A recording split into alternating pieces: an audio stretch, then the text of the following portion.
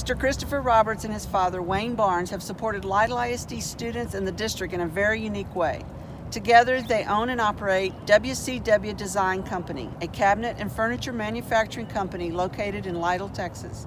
3 years ago, the district became very interested in giving high school students more opportunities through a P-TECH program, which provides students grades 9 through 12 the opportunity to complete a course of study that combines high school and post-secondary courses.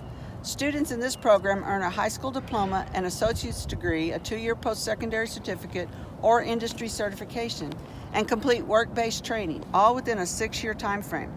For the district to be able to bring this program to Lytle High School, along with grant funding, we needed a business partner in our community. This is where Mr. Christopher Roberts and Mr. Wayne Barnes stepped in to make this huge commitment of time and resources in our students. Thanks to their involvement, Lytle P-TECH is in its 2nd year, and we have 26 students benefiting from this incredible learning opportunity. Thank you so much. And we have a little certificate of appreciation. It's been great so far. It's a great relationship. Ms. Hoffman approached us. It was a great opportunity, and now we have Ms. Zavala as a contact that's been working with us to keep the program going. So look forward to the future.